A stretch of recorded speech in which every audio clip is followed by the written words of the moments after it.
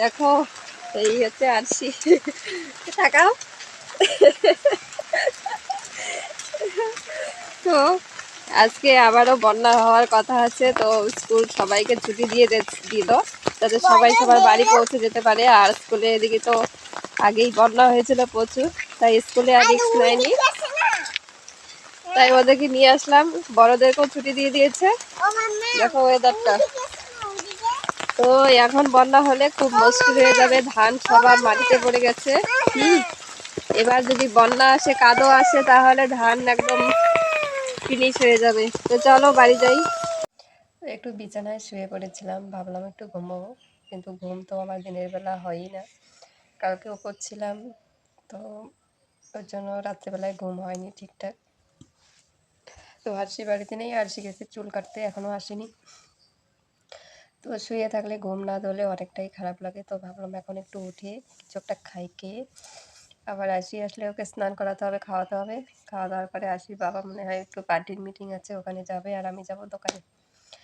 তো তোমাদেরকে অনেক দিন থেকে সেইভাবে ব্লগ দিচ্ছি না, কোনো কাজ শেয়ার করছি না, জাস্ট একটু সামনে এসে দু একটা কথা বলে ভিডিও পোস্ট করছি।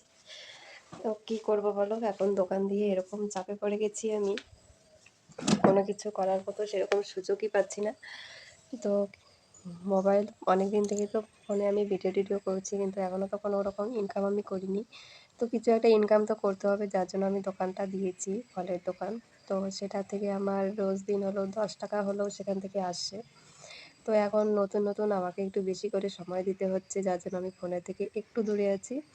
তো দোকানটা যখন একটু ঠিকঠাক হয়ে যাবে, তখন আবার নতুন করে শুরু করব। তো এখন ছোট ছোট ভিডিও হয়তো তোমরা পাবে, তো প্লিজ একটু পাশে থেকো, দেখো যেন আমার চ্যানেলটা যেন, আর চ্যানেল কী বলো তো, সেরকম ভিউজ না থাকলে চ্যানেলের কোনো মূল্যই থাকে না। তো এখন করব খাওয়া দাওয়া।